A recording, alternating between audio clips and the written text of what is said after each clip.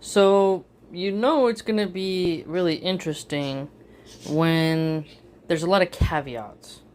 Whenever somebody is nervous about the fallout, they have to really pack in, like, oh, I did it because X, Y, and Z, right? And already we got 3 minutes of PBD explaining himself. Now, what I think is interesting about him already, just doing this interview overall, is that a lot of people, including myself, have accused him of being a Zionist-controlled podcast. And his co-host Adam Sosnick is an open Zio, and they're not a podcast that's friendly towards Muslims. They don't support Palestine.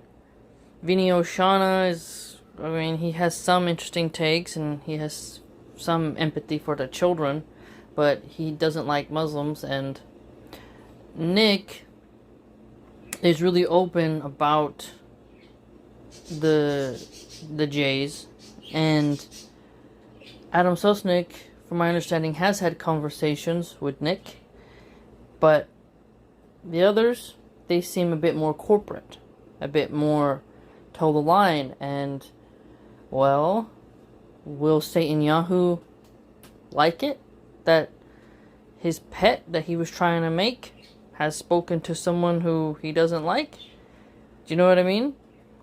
To me personally, I think PBD is somebody who flogs themselves for being Iranian in front of Satan Yahoo so that he can get ratings, because he's about business, not really about truth. I think money does rule him, but props to him for stepping outside of his kennel and talking to somebody who is gonna say what they want to say to his face. And I will say that I think it'll be interesting if Nick says something about what it means to be American and brings up a racial point, because PBD really is gung-ho about America, and he considers himself American because he has papers. So, the conversation of what is America and whatnot, what's its purpose as a nation, is going to be interesting, I think. So, let's see going forward.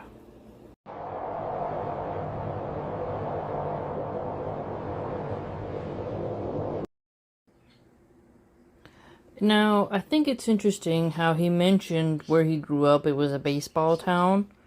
It makes me think about where I was growing up in Utah, a place that it's safe, you're in like a pocket. And how he went to college and he saw things are different in other places, and then he has this sort of nostalgia, one could even say protective jealousy, to keep his community safe. And I find it interesting how he thinks he can prevent change and that you can freeze things in time. I wonder if this has to deal with a little bit of how he views the world, because I noticed this a lot with a lot of right-wingers, is they use the word conserve, and you think sometimes they're talking about values, which sure some are, but they also are talking about demographics. So this is really interesting, because now I look at the word conservatism different if it's coming from someone who identifies as white. Because clearly is what Nick is pointing out is he wants to preserve the demographics. So conserve the demographics and the way of life. And then that makes you realize, like, oh, so progressives, I guess, then when they're black or when they're another race, maybe there is that sort of, we're bringing in a change, and us as people, we got to find which way we want to go. And me as a Muslim, I don't care that much about race. It's about religion. So I think you can see a lot of what Nick values here in the conversation thus far. He also mentioned how he was involved with PragerU. He did Model UN. I was invited a lot to do Model UN with my political science teacher, but I had a child, and I didn't have the time. I put my child first before everything, but it would have been fun. But it is something very nerdy for politics, and I think that's pretty cool that he was also involved in that. And he said he was involved with politics since he was really young. And I think that's great that his mom bought him a book by Milton Friedman. I have a couple books by Milton Friedman, the Chicago School of Economics, right? So I guess we can see clearly that some people really are born with that hunger of politics and knowledge. I mean, it is good for his mom that she raised somebody who likes to read and learn. And he said he mentioned, Thomas Sowell, and he also was interested in with the Libertarian Party for a while. So we're learning a lot now at this point about Nick's background, which I learned some new things and other things that I already knew. Nick mentioned that he had his own radio show in high school, and I think this really shows in how he carries himself when he speaks to people who may have opposition to him, and just how he doesn't stumble his words and he speaks with intent. So he has learned charisma from a very young age.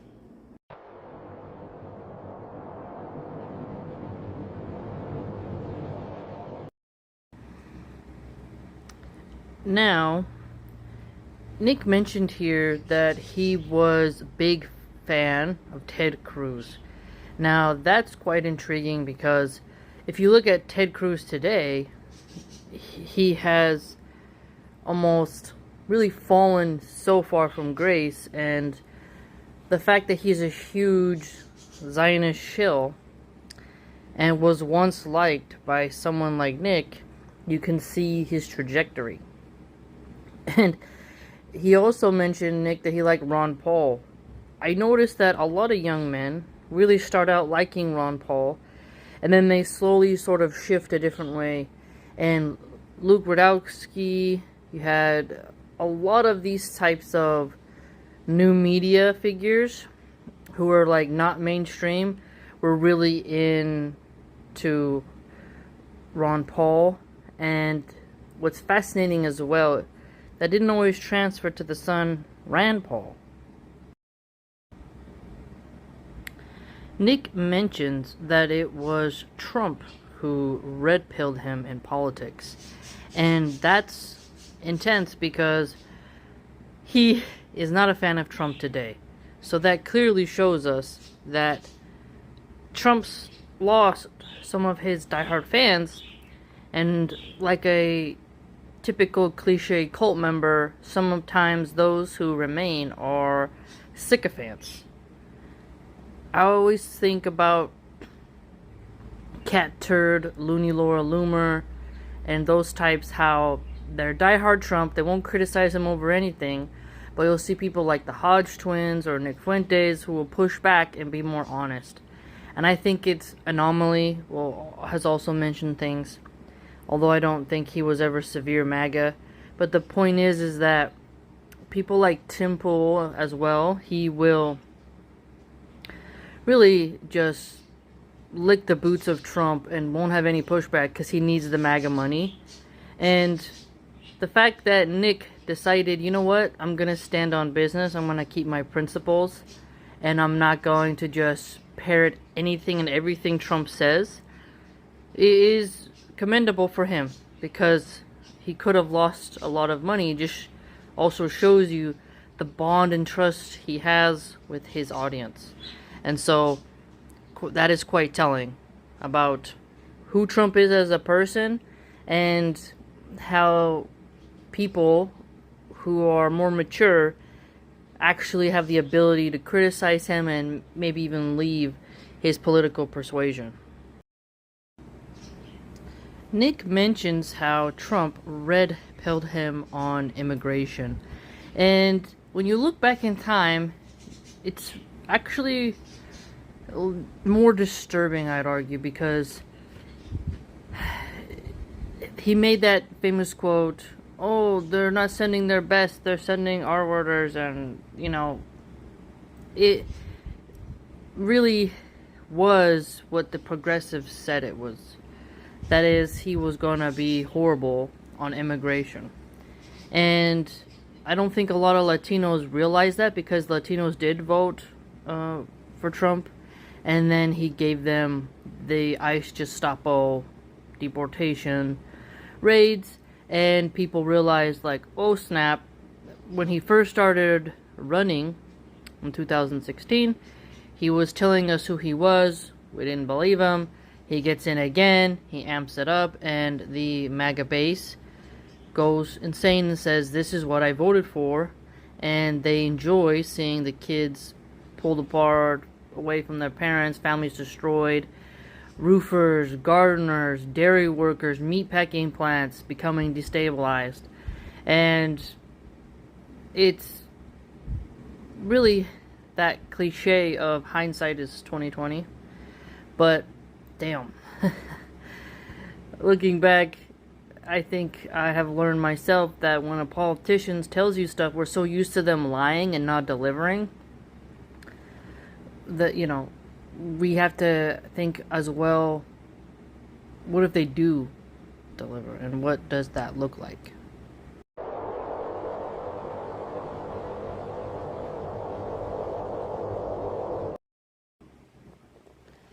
Nick did a good job at reminding us how much the left really had a chokehold. And this makes me realize that the pendulum just keeps swinging, and you gotta just survive whatever regime is in power. Because I remember when I had Facebook before it got hacked twice and I eventually had to get rid of it, I would post videos archiving Antifa's riots and their behavior, and was really focused on free speech and the ability to just say what you think. And I was going to a community college, and you get tired of always having a liberal bash you and make you feel like you have to think a certain way. And now we can see, well, the right wing is just as censorious as them, and it's not really improved much. It just seems that we're losing more and more speech. And looking back on how the left of center, leftists, liberals, progressives, Democrat, Dixiecrats, all of them, the Blue Dog Dems, they were very censorious. And then you see people who are losing their jobs because they made a salty joke about Charlie Kirk. It's wild, truly wild. And now I can make sense of my own consciousness. Is why was I getting so frustrated with secular liberal atheists at that time? And then now I feel myself getting more and more frustrated with the right wing, and I find myself wanting more and more Islam, more and more a theocracy, because I feel like that's more stable and permanent than these political parties that's just left, right, left, right, left, right, and you're just being ping-pong back and forth. It just seems so unstable and chaotic to have, like, these boomerang cycles. So Nick did a good job at reminding me of what we escaped. That, Hollywood was very left-wing. The journalists, like, you can't really get a different perspective anymore. And that's when a lot of these independent journalists also blossomed, because people were craving for a different voice. He mentioned immigration affecting voting patterns, and it is true that in America, you do see new arrivals vote for left-wing policies, and I'd argue this is because there's more social programs. I don't know why people would want to vote to starve themselves. I know that may be on the nose for some of you, but now that I have a bigger family, and you see what happened during the COVID lockdowns, and how important food banks were for me and my family, and how we didn't have my mom's side of the family didn't come to help, my dad's side didn't come to help. You realize, oh snap, we don't really have connections with our neighbors, or we don't come from these really tight-knit families. We just have our little tribe, and we gotta get food. And California had free pop-up food banks, and they gave us milk, rice, beans, cabbage, carrots, potatoes, and sometimes There'd be like frozen meat or boxed cereal. You know, some foods are really close to expiration dates and some were already expired. But the thing is that we were able to get some food. And that changed my view very deeply on, food programs in general. When I had my first child, we were struggling, and I had WIC for a little while, and that helped, being able to get some baby food and to get, some fresh veggies and some cheese and whatnot. So I can understand why immigrants who come here and they see the writing on the wall where one says, no health care for you, we don't really want these food programs, grind it out. And remember Trump's big beautiful bill that cut food programs, free school lunches for so many children, and kicked a lot of people off their health care. You can go look it up. I've shared that information multiple times. But you begin to see, like, oh, this is gnarly. And then you look at how, with Charlie Kirk's widow, you had tons of rich people, rich conservatives especially, donating to hit that millionaire widow who's now a single mom, while they vote for people to cut those programs for the common woman. Whereas the data shows left-wing parties, they fund the social safety net more. And then you're like, oh, well, do I want to have less food in my fridge, or do I want to have more food in my fridge? Because sometimes things aren't working out in your economy and you need to feed your family, and you also need to be able to go to get some health care and not just go to medical bankruptcy, right? Because if you look at one of the top reasons for bankruptcy in America, it's medical debt. So when people come here, it's not a shocker. And the right wing is very open with saying we want to keep America white. So if you're a brown immigrant, why would you vote for the party that has a white racial idealism going on? Where you see online, they're mocking you in mass. Okay, so Marco Rubio wanted to deport many Chinese students. And I shared that tweet, right? It was over 100,000. Then they complained about the people from India, H-1B visas. Then they didn't want the migrant workers of Latin America coming in, and ICE raided farms and people just like cutting trees, like who are arborists. It was very sad, to be quite honest with you. And communities fought back. People started attacking ICE officers. You saw people coming together, and then you saw big riots in Los Angeles, and then Trump sends in the National Guard. Clearly, people are going to have word of mouth and say which political party is the one that targets you for your ethnicity. And then with Muslims, the MAGA Christians are constantly trying to stir stuff up against us. So if you're a Muslim as well, no matter if you're white Muslim, Chinese Muslim, why would you want to vote MAGA if you're a fresh immigrant when you know that party hates you? Republicans for years have been a party of racial identities, but it was more soft under Obama, and then it got worse as time went on. They're free to believe that, but you can't expect them then to vote for you.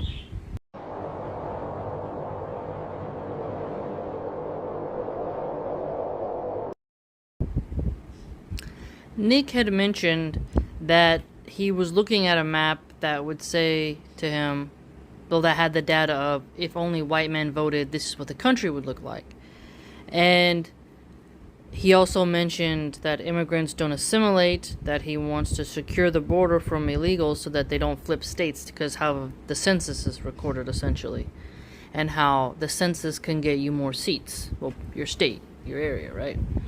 Now, what are we asking immigrants to assimilate into? We have to really take a hard look at America, and I've been doing this more and more. When you see America, what are they pushing to your daughters? Even when I go back with vintage movies, the women, there's all these sexual innuendos. It'll say PG, and then I'm like, why is there like Cheaper by the Dozen too? And then there's a scene where, like, the women are showing their cleavage, a dog is humping someone, and the two little boys are watching and giggling. And it's like, okay, this is a comment on beastie, ality. And why is this in a kid's movie? Why do I'm trying to watch something and there's all this sexual energy, and it's awkward if you're watching something with your husband and then there's like this stuff in there, and then your husband's looking at someone's tits on the screen, and then to me it's like, okay, gotta turn it off, we're not watching this. And then that makes me realize how smart Islam is, how superior Islam is, because men are told to lower their gaze. This causes less fights in the marriage, it controls a male's libido, and it gets sex out of every single subject. Sex is hedonism is just everywhere in society, and then those men complain about whoredom. And then you also look at just the Disney movies in general. What do they promote? The rebellion against the father, running away. We can break down, Disney has been dissected left, right, and center from so many analytical minds on the messaging, and that's what folktales are for. That's what these mythos are for. They're to kind of get you thinking and have some philosophical moments on what is the good, the bad, and the ugly.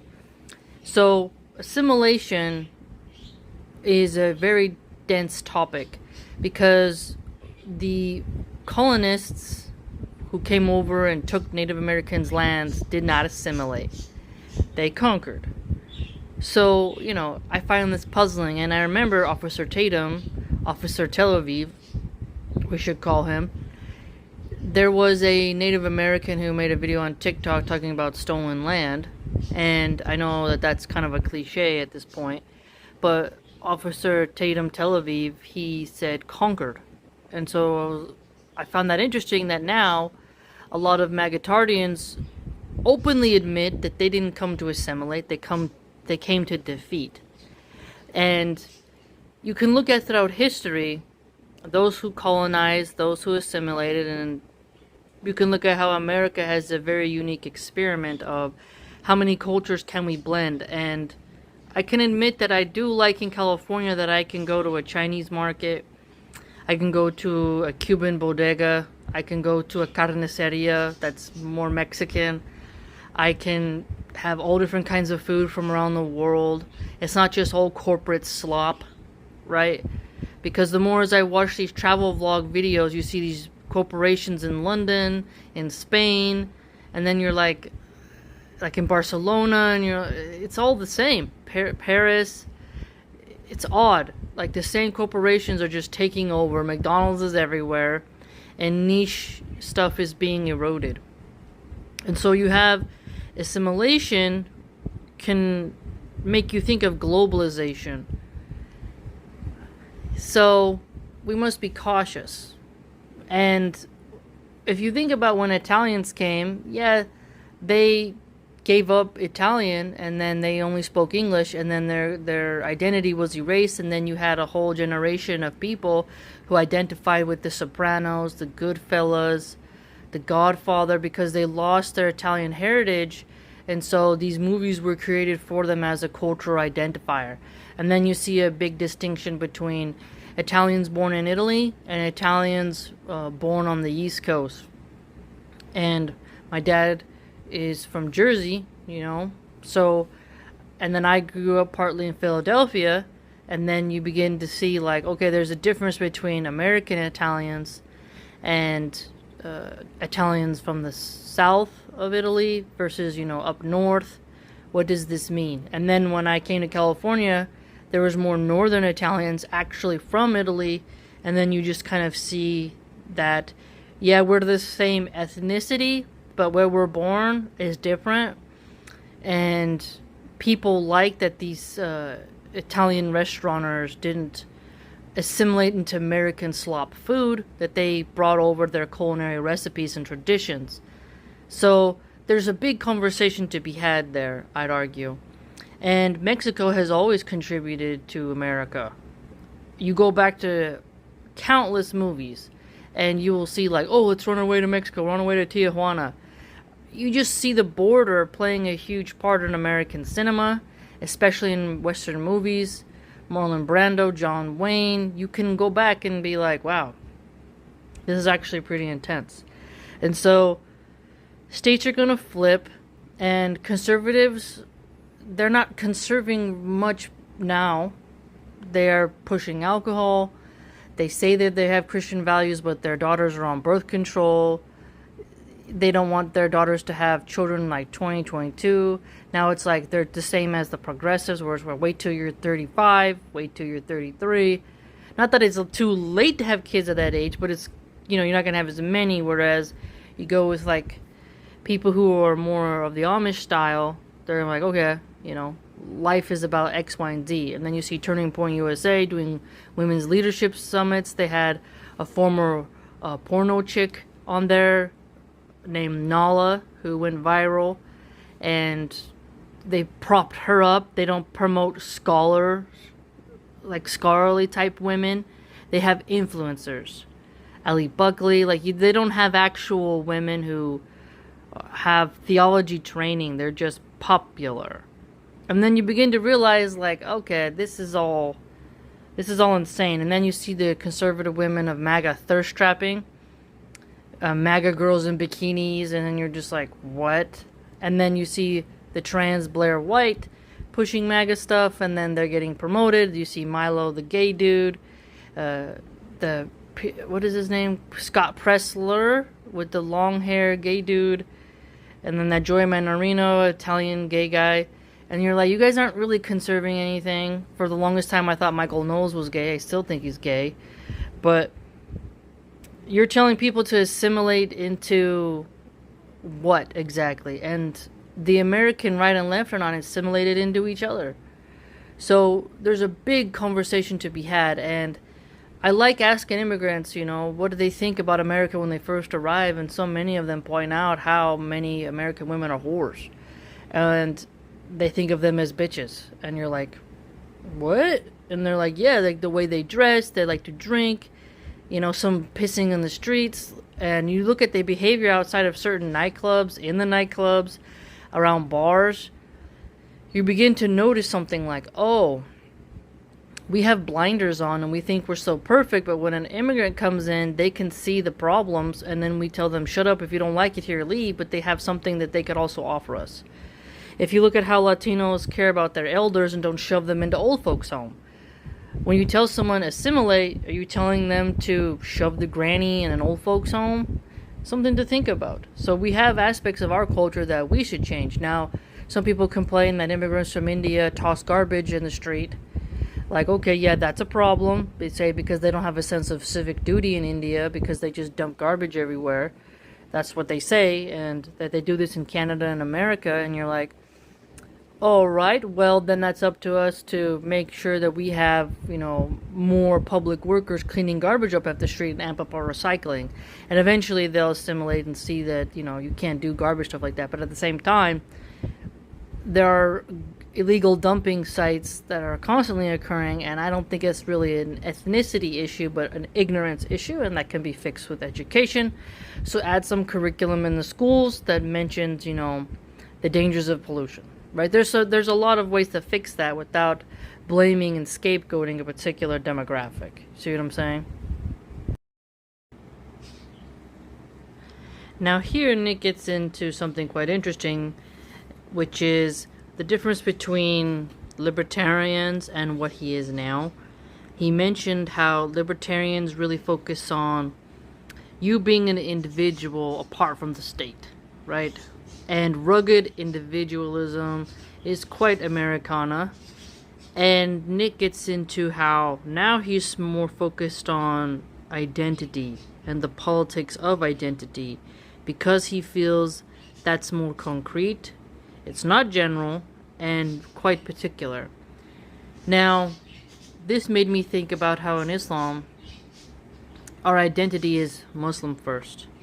And nationalism, to me, as I get older, makes less sense. You want the best for wherever you are. Wherever I live, I want to be a good, productive person who doesn't cause problems for the country, the city, the county, you name it. I want to do good, be good, and be an asset. But I do understand at a certain point, I'm not in the game room where the high lords play, right? If you think of feudalism and you think about different systems of government, you probably as well, are not sitting at that table being the shot callers. We're not the shot callers. And I know it sounds a bit cliche to say it, but we have to be the change we want to see. And at the end of the day, Allah subhanahu wa ta'ala controls all things. And if He has permitted a certain terrible leader for a while, we need to endure. When you think about Moses, well, there was a tough time at that period, and he was able to live. And then because of him living, he brought down one of the greatest dynasties the world has ever known. They were upon shirk, and Pharaoh thought himself a god, and people thought this would never end, and yet Allah subhanahu wa ta'ala destroyed them. And so we see that what people group around has a significance. And when you look at America, what do we group around can also be seen as nonsense. Sports, degeneracy, drinking, he's going to get into the nitty-gritty for us.